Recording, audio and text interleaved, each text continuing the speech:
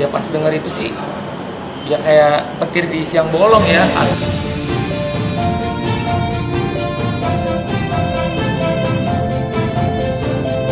Pengakuan Aldi Taher jika dirinya mengidap kanker kelenjar getah bening stadium awal cukup mengejutkan publik. Di balik penampilannya yang menghibur bersama Ucup Nirין dan Bobby Maulana dalam trio Ubur-Ubur, ternyata Aldi juga manusia biasa yang tubuhnya bisa sakit kapanpun.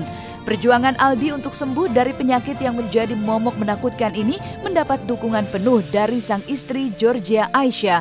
3 kali menjalani kemoterapi, Georgia tak pernah absen mendampingi Aldi.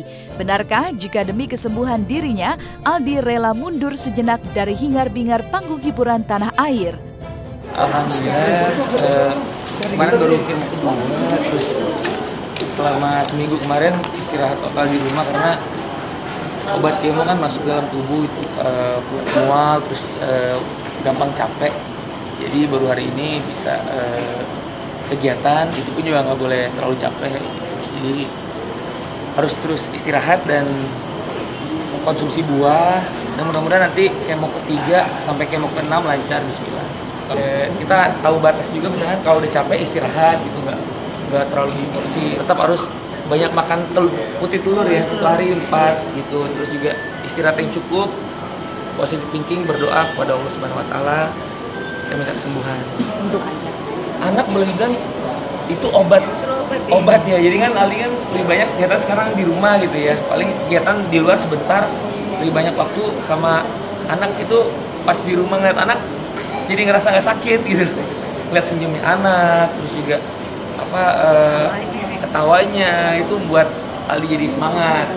Vakumnya sejenak Aldi dari panggung hiburan ini tentu saja akan berdampak pada pundi-pundinya. Terlebih biaya untuk pengobatan kanker konon cukuplah mahal. Bahkan kabarnya artis Julia Perez tak lagi menjalani pengobatan di Singapura lantaran kondisi keuangannya saat ini tengah terpuruk.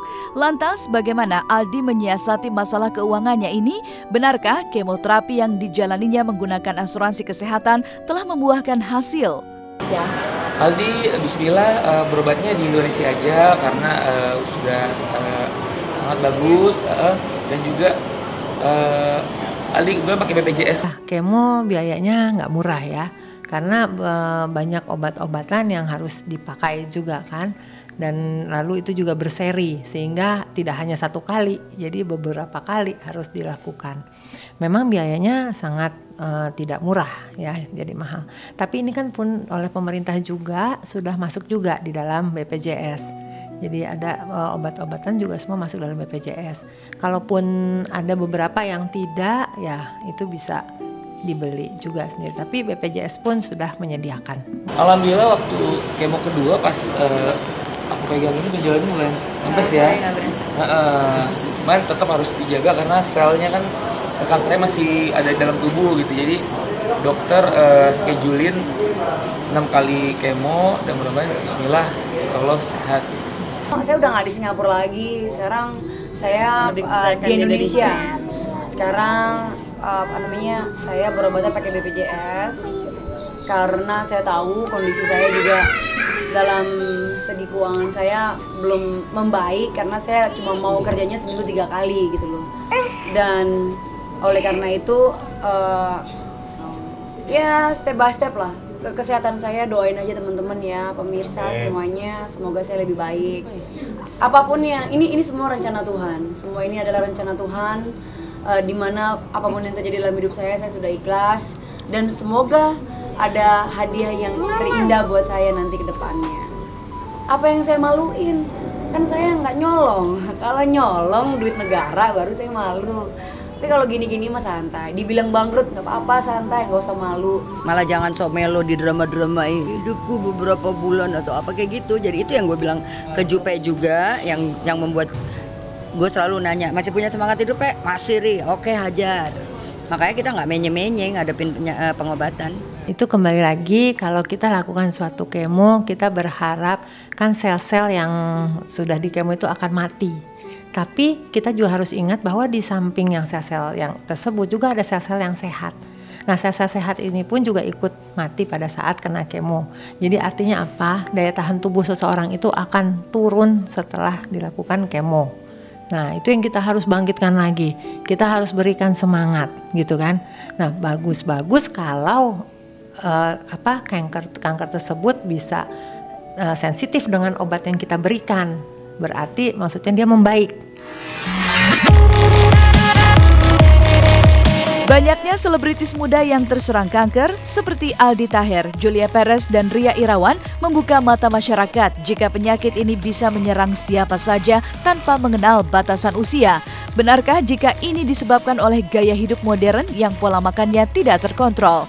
Gejala-gejalanya awal mungkin seperti kita rasa badan demam gitu ya, menggigil, terus misalnya nyeri di tempat tersebut kayak gitu, atau kita juga kesulitan menelan misalnya kalau ada benjolan di leher, jadi kurang nafsu makan dan lain sebagainya. Jadi penurunan berat badan juga harus dilihat, dan juga sering berkeringat kadang-kadang pada malam hari, itu tanda-tanda mungkin yang Anda sering di suatu penyakit kanker. Mengenai kelenjar getah bening itu biasanya terkena pada usia yang 60 tahun ke atas biasanya. Tapi juga tidak menutup kemungkinan bisa juga terkena pada yang lebih muda dari itu. Ya, nah biasanya dari kita semua gaya hidup kita biasanya ya yang menjadi masalah. Gaya hidup kita tuh biasanya kita mungkin yang satu kurang istirahat, makan tidak pada waktunya gitu kan, sehingga akhirnya gaya hidup itu berubah kan, beralih. Jadi kita yang harusnya kita istirahat, kita begadang mungkin, jadinya kita nggak istirahat. Sementara tubuh kita kan memerlukan perbaikan tuh pada waktu jam-jam kita tidur seharusnya. Jadi sehingga akhirnya bisa aja menjadi suatu ke arahnya kanker.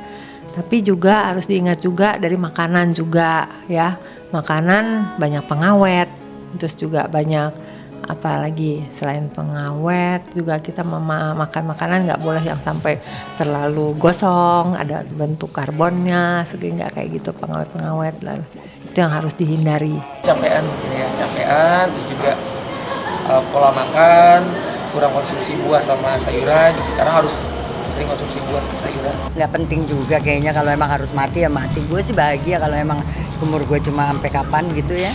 Gue anggap kehidupan selanjutnya adalah ya kematian itu sendiri. Buat gue sekarang udah dikasih tambahan waktu hidup, ya pasti gue juga makin hati-hati. Gue nggak boleh ada energi jelek negatif di diri dan hidup gue. Jadi rasanya kalau gue udah lihat aura orang negatif, ya satu hal aja yang gue bilang ke dia, energi lo nggak bagus buat gue.